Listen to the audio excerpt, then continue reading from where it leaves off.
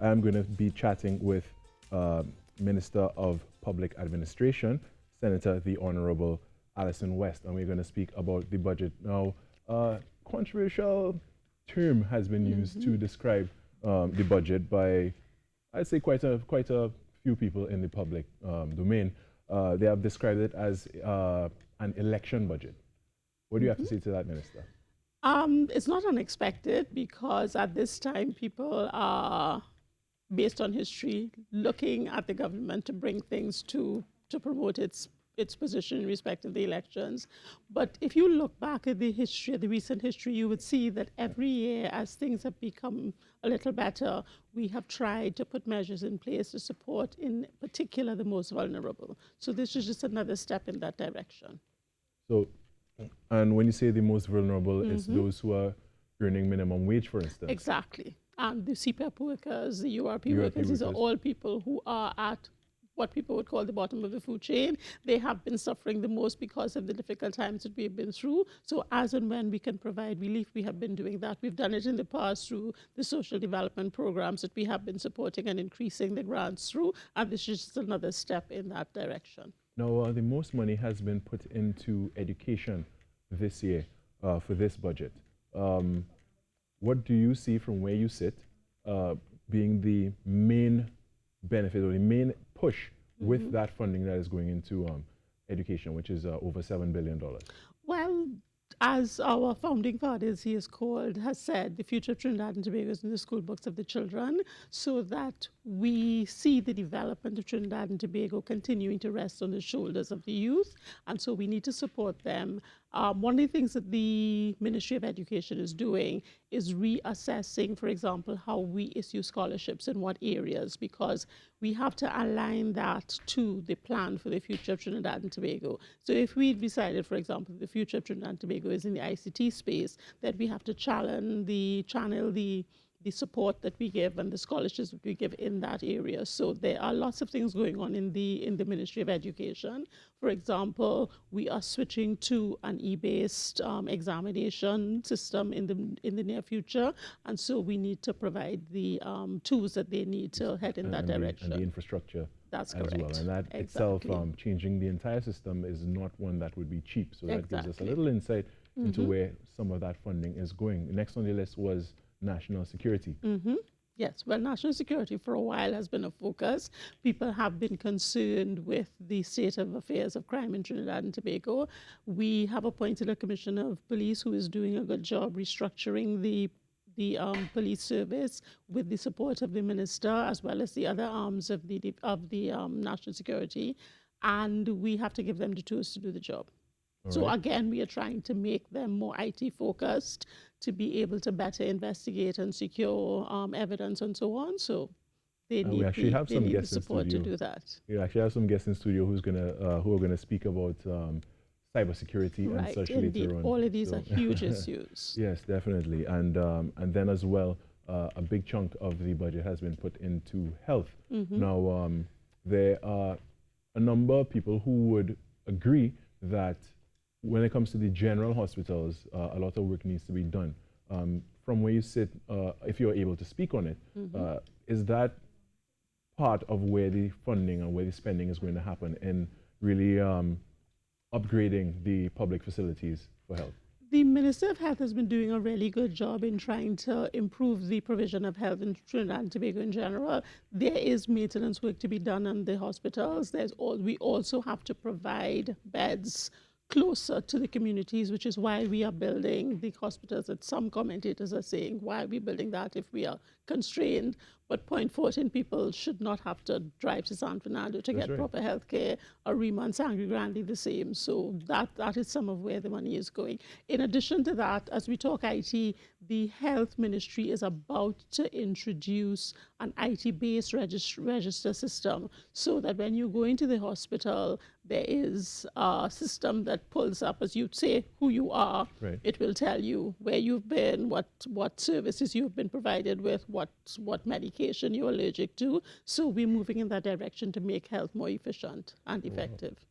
All right, so that is wonderful news so far, as I'm hearing so far about the plans for where the spending is happening You know, again, there are some people that would have raised critique about certain topics as well. What are some of the common ones you've heard? Common topics. We can't afford to expand the hospital base because it will create a recurring expenditure, and where's the income from to cover those costs? That is one, for example. We shouldn't have a deficit budget. Things like that. One of the things, though, that is in the budget that people have not been focused on, that I think is an important measure, is the those measures around the credit union movement. I have always viewed the credit union movement as a sleeping giant. They are sitting on a significant pool of funds. They serve a fairly large portion of the population, yet they have not yet stepped up to play the role that they could play in society. Right. So that we are trying to stimulate that. We have been having discussions with them in determining how they can be properly regulated so we don't have another Hindu credit union situation, Right. and so that we can give them the leeway to better serve the public. So we are taking a step in that direction. We're going to set up an authority to regulate them. And in the meantime, we have given them a couple of provisions that they have been asking for to make things a little easier for their membership. So I think that's important. How do you see it, the credit unions being given the ability to operate similar to the banking sector? How do you see it benefiting the public who is involved in the credit unions?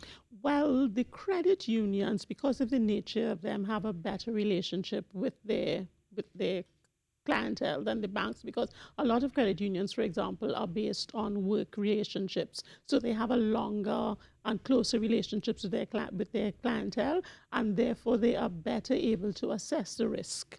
And as a result of that, are able to be less risk averse than the banks are. So I am hoping that with proper regulation, that they can fill the space left by the banks in terms of providing financing for startup businesses, riskier propositions, because we need to start supporting those kinds of new businesses if we are to get to where we need to get to. To stimulate the economy. That's correct. Where it needs to be. And, yes. And finally, Minister, the deficit you mentioned, over $5 billion. Yes. What are the plans that the government have over the next few years to close that and balance our budget? Okay, so we have been making a lot of steps to stimulate the economy, to diversify, as this word keeps coming up, and to ensure that the industry that is the foundation of the economy at the moment rebounds and is more resilient, which is the energy industry. So the Prime Minister and his team would have had several discussions with the energy sector, make them more comfortable, ensure that Trinidad and Tobago gets a better return on its asset, and that they invest for the future. So that has all happened and is continuing to happen.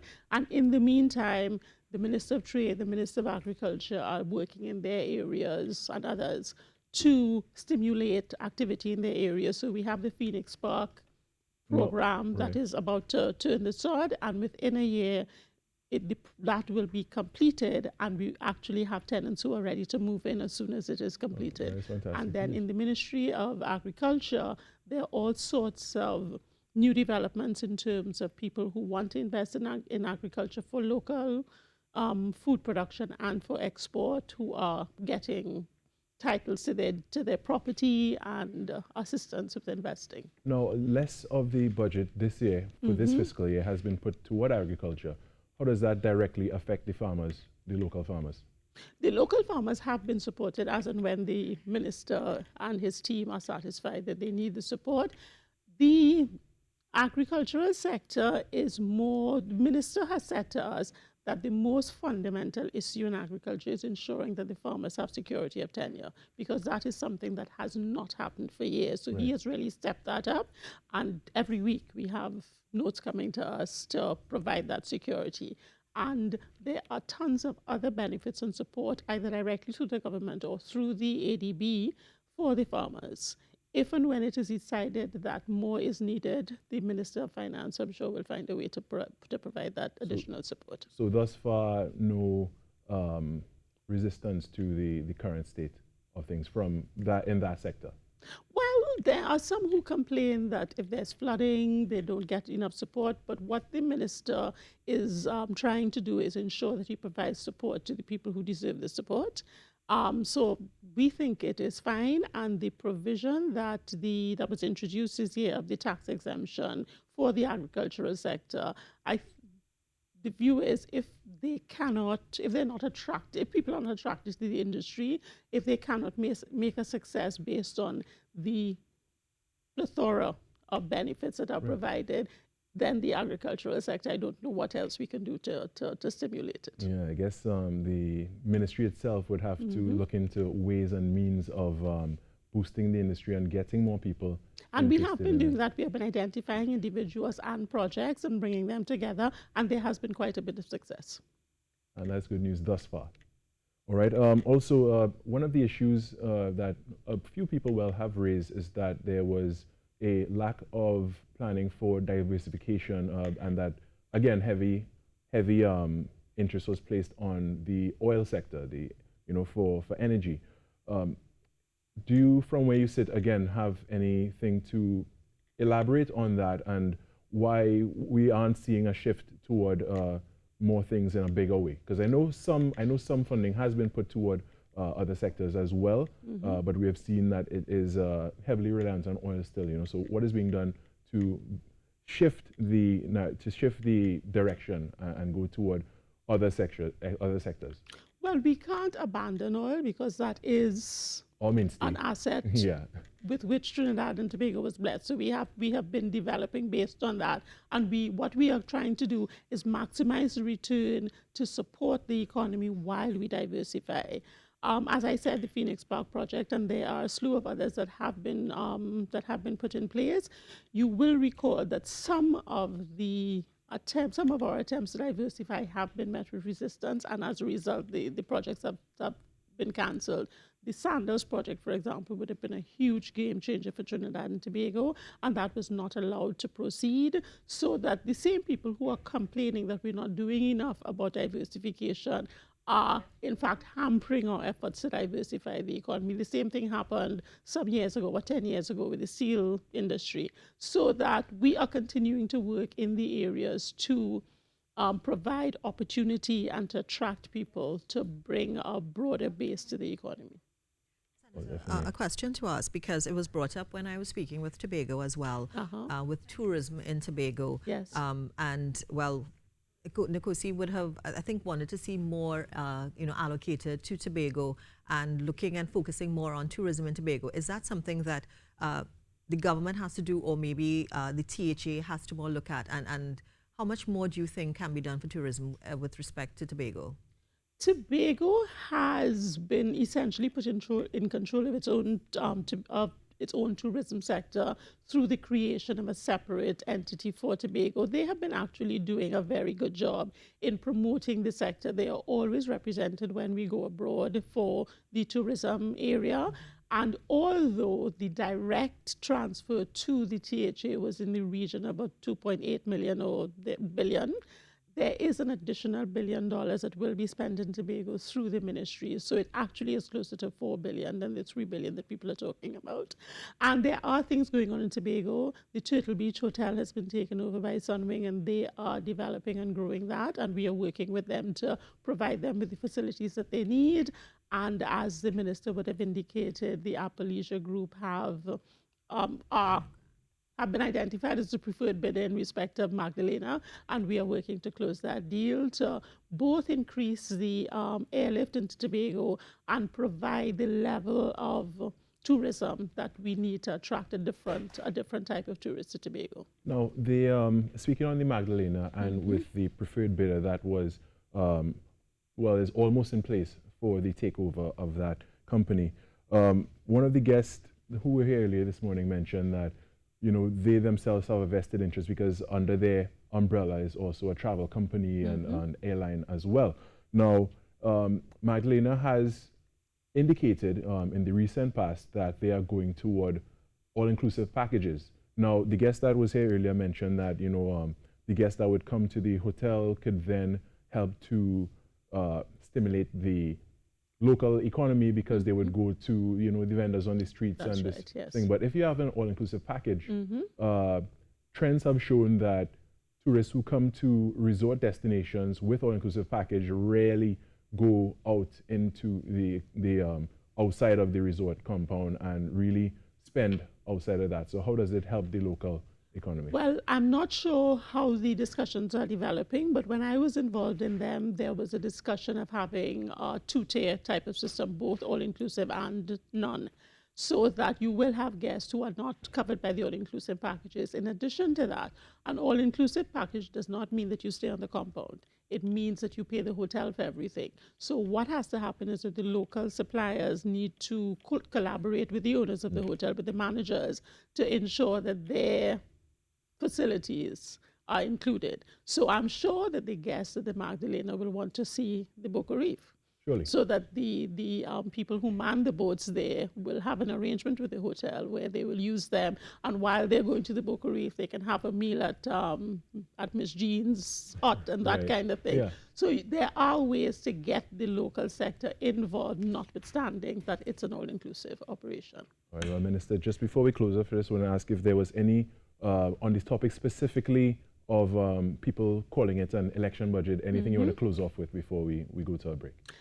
Just that we have tried, we know that the last 4 years have been difficult for the economy. I think people have exercised considerable restraint. So we have tried to the extent that we can to provide relief, both to the lower, the people who are suffering the most, as well as, for example, to the VAT registrants who have been waiting patiently and impatiently for their VAT refund. So we tried to ensure that everybody got some relief under the budget. That's right. And all right, so I want to thank you for joining us this morning and really ventilating the topic of the budget and, you know, the spending that is allotted and, you know, really enlightening us with what the government intends to do. Again, with me this morning is Minister of Public Administration, the Honorable Senator Alyson West. Thank you for joining us this morning. Thank you very much.